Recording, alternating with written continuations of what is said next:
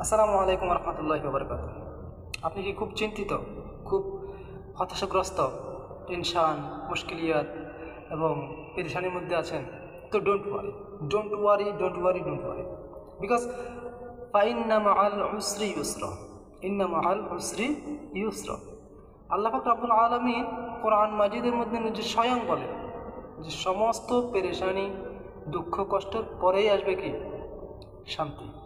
আল্লাহ পাক রব্বুল আলামিন পরের আয়াতে আবার রিপিট করে বলেন ইন্না মাআল উসরি ইউসরা, নিশ্চয়ই কষ্টের পরে আসবে শান্তি, সুখ, আরাম, আয়েশ। তো ডোন্ট ওয়ারি, এত টেনশন কিসের? আল্লাহ পাক রব্বুল আলামিন যেখানে নিজেই বলছেন প্রত্যেক কষ্টের পরেই শান্তি, সেখানে আমার আপনার টেনশন করার তো কোনো কারণ নেই। দেখেন, আপনি যেই পেরেশানির মধ্যে আছেন এটা আপনার খায়ের এবং ভালোর জন্য হচ্ছে। যেমন আপনি যদি আমাদের নবী হযরত মুহাম্মদ সাল্লাল্লাহু আলাইহি সাল্লামের দিকে তাকান, দেখবেন ওনার জন্মের আগে ওনার বাবা মারা গেলেন, জন্মের কিছুদিন পর মা মারা গেলেন, চাচা দাদা আব্দুল মুত্তালিব লালন পালন করতেছেন, উনি হঠাৎ মারা গেলেন। এরপরে চাচার হাতেই উনি ওনার শৈশব কৈশোর কাটান।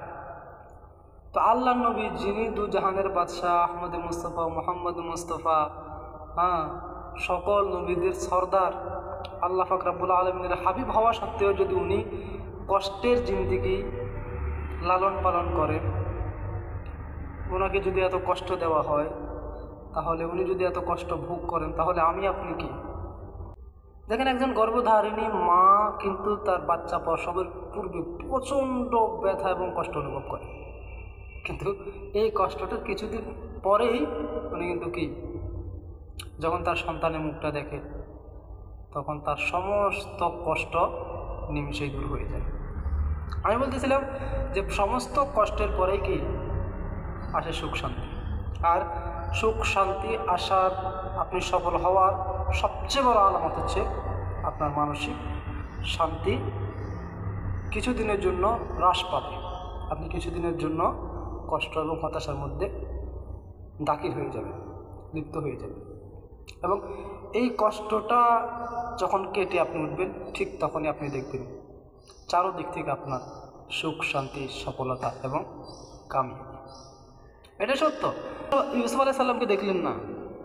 ইউসুফ আলাইহিস সালাম নবী হওয়া সত্ত্বেও, ইয়াকুব আলাইহিস সালামের ছেলে হওয়া সত্ত্বেও ওনাকে ওনার ভাইয়েরা, নিজের আপন ভাইয়েরা কূপে ফেলাই দিল।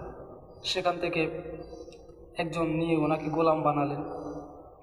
আবার যেই মহিলা ওকে মায়ের মতো লালন পালন করলেন, উনি আবার ওনাকে কুপ্রস্তাব দেন। তাও যখন তিনি ব্যর্থ হলেন, ইউসুফ আলাইহিস সালামকে নারী কেলেঙ্কারির মতো একটা অপবাদে জড়াই দিলেন, উনি জেল খাটল। কিন্তু আখের কি হলো? আখের উনি ওই রাজ্যের বাদশাহ হয়ে গেলেন। তা আমি বলতেছিলাম, সমস্ত পেরেশানিয়াতের মধ্যে রয়েছে স্বস্তি, শান্তি, এবং এই দিনগুলো যখন আপনি কেটে উঠবেন, দেখবেন অনেক ভালো ভালো সফলতা আপনার জন্য অপেক্ষা করতেছে।